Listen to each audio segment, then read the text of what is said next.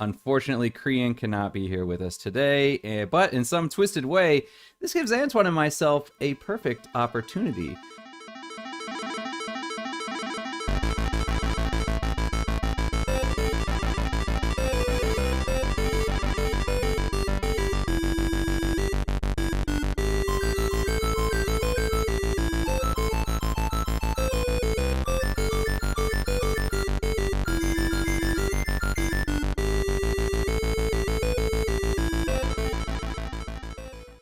So, but you were talking about the whole thing with the Apollo thing. So, at the very beginning of the game, this is something that I noticed and I mentioned in my playthrough.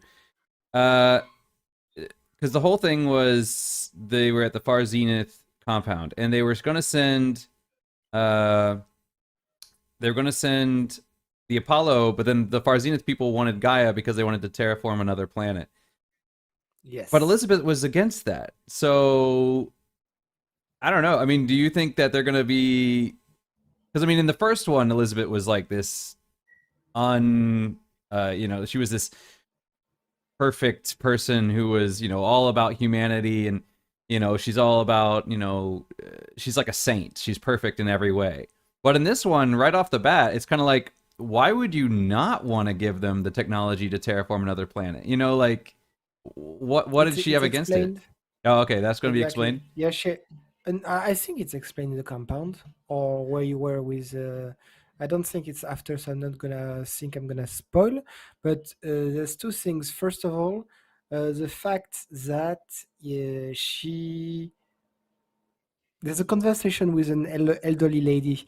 So you know what happened. You know they try to steal Gaia, and Tate, the Yeah, fun little hacker, find out and bomb their version and give them yeah, a yeah, big virus and everything.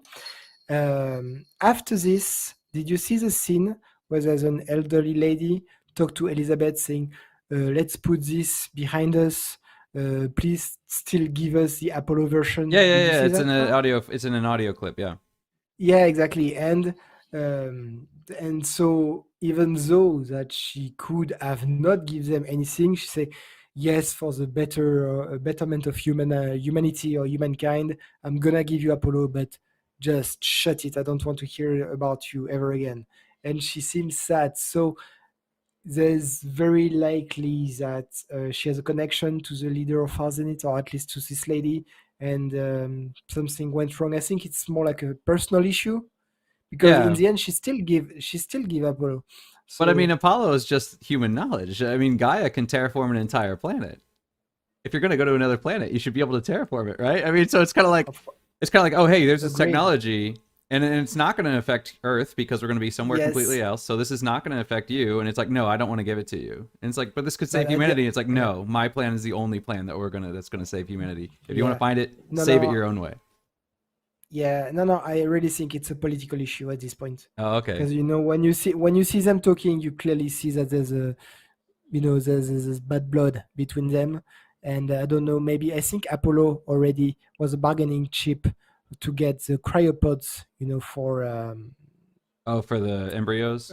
for yeah, I don't remember the Gaia's subfunction Eulacia or whatever. I don't remember, but where the embryos were stored, the pods they needed it from Zenith. And I don't know if maybe they could have kept Gaia or more subfunction, you know, back as a chip to bargain. And the fact that they tried to steal Gaia broke the deals down. I don't know how it worked, but clearly, Yeah. you are not frozen it here. They are not here for the betterment of humanity. They are here to save their own asses, and they are not even trying to give the technology to zero down in exchange for Apollo. No, it's a trade, it's a deal. So here there's clearly two powerful lobbies. They are not trying to save humanity. They are really trading and doing politics in the middle of the apocalypse. So here you can see that something is extremely wrong there. Yeah. So maybe that's why Elizabeth, being the saint she is, couldn't like give away such an important thing to such immoral people because they do seem very immoral. They do. They The say right off the bat, they when you go to in the intro they have the guy who's kind of the presenter, and he comes out and he's like, "Welcome to Far Zenith," and blah blah blah. And in one of the text logs or data logs or whatever, it says, you know, we told him that we would give him a spot on the Odyssey. Yeah, that's a lie. This guy's worthless. He's not smart. He's not. He's just a good salesperson. He's not going to benefit humanity at all. So we just lied to him, and he's not getting on that ship at all. We weren't leaving him here to Yeah, die. it Yeah, is yeah, said that they oversold. It is said they oversold the number of bursts that they had, yeah. the number of space they had. So yes, so we sold that much, spaces on the ship, but Yeah, yes, we once we're will gone, what is let's anybody cull, going to do about it, right? Once we're up in the air. let's cull the herd. Yeah, yeah, yeah. So I mean, yeah, no, they were definitely they're definitely corporate. Shady. There's definitely corporate things. Yeah, it just seemed odd to me that you know, the reason they were stealing Gaia was because they had asked for it, and Elizabeth said no. And I was like, why would Elizabeth say no? Even if they were shady people, it's kind of like, no, I'd rather only give humanity one chance for survival than two. And that didn't seem very Mm, Elizabeth to me. So for me, it was kind of like, why did she want to limit our chances rather than, even if I they were think, shady yeah, people, it's another chance. I think in the best of world, it's what would have happened, but I really think, and I'm really sure that it's gonna be revealed in the rest of the game. Probably But I'm Farzine really, it definitely has been yeah. featured quite a bit so far. So I'm like, they're obviously important. Yes, but that may be just the introduction to tie you to the previous They've had game. a few references leaving later, and a lot of the a lot of the other areas. If you read the text files, they reference it a lot. A lot of the people are working for it, so they're definitely pushing that that they're going to be Mm. revealing a little bit Oh, more there. so yeah, all right. Yeah, like I think Um, in the Taro places, they have the big satellite dishes, and yeah, yeah, they're the yeah, terrain, and then yeah. in some of the, if you're going around in that area, they're going they mention quite a bit of Far Zenith there. I think that's a Far Zenith facility originally. I think Did I mention the fact that I love the Otaru village, which is all between up in two the air. satellite dishes, and it's a air city in a primitive. I was like, that's so creative. I love it. It's so cool. And Right. I'm on PS4. It's already beautiful. I can't even imagine on PS5. I keep seeing on Facebook, people saying, I don't know, do I play or do I stay in photo mode? Everything is so beautiful. It's really nice, and I love the fact that it maximizes farming land on the ground because everything's up in the air, so they can have a bigger farm. It really, and the other thing that was really kind of surprised me was as you go through the quest, they get the chorus, and it's literally an a cappella group, and they're singing, and I'm like, this just feels so out of place, but it at the same time it works so well. They have this a Yeah, cappella group singing, and that's like their whole culture, and I think they did really, really just well.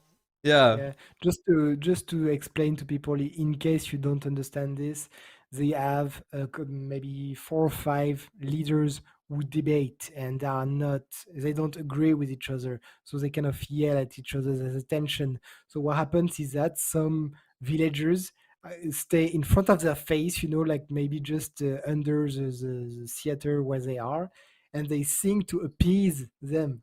Yeah. That's a good way to appease To a calm them debate. down. Whoa! Yeah, yeah, yeah. Yeah, it's I was about to see. I could imagine the guy. Shut it! We can't talk to each other. Stop singing. Yeah, yeah. The Tanakh, when you see them, I'm like, these guys are just Shadow Karja. They're basically there's almost no difference. Helios would fit in with these guys perfectly. Um, so they don't feel all that distinct. But I mean, it kind of makes sense at the same time because they were pretty much the only ones that could hold off the Karja. So it makes sense that their cultures, at least on surface level, with that whole warrior kind of vibe thing, balances out. But I really like the way that they kind of flesh out the other tribes, and I think of all of them, the Otaru have a they're very distinct, and I think in some ways they're very much like the Banuk, Mm. in the sense that they're not quite as It's shamanistic, but they're more of like, we're yeah. peaceful, we want to keep to They are ourselves. way more done to earth, but Yeah, that's Banuk are kind of it has out a there, very good but job with the little seed on their chest. It's a very yeah, good yeah, yeah. design. And you talked about the Shadow Karja. Did you already in your life do the quest about the Shadow Karja behind the wall? I did the first one. I haven't gone to their place behind the wall. I've So got the guys I'm in not front of gonna. the wall. So I can't talk about it. Shame. Yeah, I had that, But I have that side quest. That's probably the next one I'm gonna do. in that topic, I really enjoy the fact that they tie up loose end from the first game. Like answering what happened to Hades, what happens to the Shadow Karja, for instance. They're gonna be a plot about it, but they really tie up the loose end of the first one so they can flesh out number two. Like Yeah, you play the first one, you may have your question. Let's answer your question. No rush, but it's 10, 15 hours, and we are not in Forbidden West yet. So they're really using this the Daunt and the No Man's Land to answer the question you had, and maybe like you can bury Zero Dawn, let them rest in peace. All the question you had about it, let it in the past. We answered your question, and now with the Utaru, we are slowly trying to ramp up to this new game. I feel it like this. They are ending a cycle to restart a second one even more powerful.